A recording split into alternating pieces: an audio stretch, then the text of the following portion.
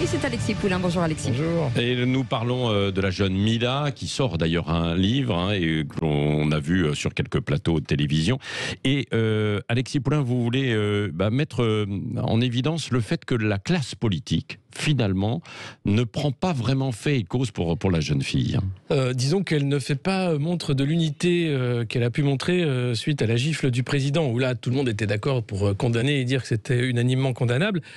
Pour ce qui est de cette jeune fille qui vit un enfer depuis qu'elle a osé dire des choses sur une religion, et bien là c'est beaucoup de personnes qui sont aux abonnés absents, et le fait de dire que c'est finalement compliqué de défendre cette jeune fille qui n'a rien fait au regard de la loi française. C'est quand même incroyable, puisqu'aujourd'hui le procès qui a lieu, c'est contre les gens qui ont proféré des menaces de mort, des insultes, de viol à l'encontre de Mila, qui a témoigné ce week-end lors d'une émission expliquant qu'elle n'avait plus de vie, tout simplement, plus de vie sociale, et qu'elle se sentait bien seule, abandonnée par la nation, qui en fait finalement une soldate malgré elle d'une cause qui serait celle de la liberté de parole, la liberté d'expression.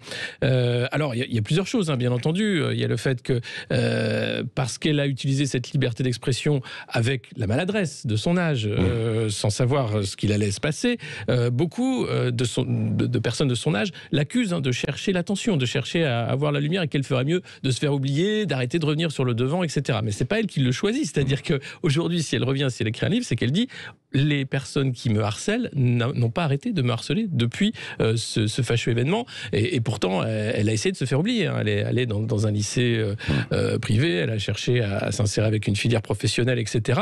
Mais elle est pour toujours maintenant, Mila, celle qui a insulté l'islam. Et donc, elle ne s'en remettra jamais, j'ai l'impression. D'ailleurs, elle le disait dans cette interview télévisée, qu'elle avait peur, d'ici 5 ans, de ne plus être en vie. Donc, au-delà de la protection rapprochée qu'elle pourrait avoir, quelle est la protection que donne le droit français? Et finalement, pour dire, mais attendez, on ne peut pas continuer à vivre dans un pays où prendre la parole est une épée de Damoclès parce qu'on va attaquer telle ou telle religion. Une religion, on n'attaque pas une personne, mais bien là, un dogme ou quelque chose de tout à fait différent, de tout à fait symbolique.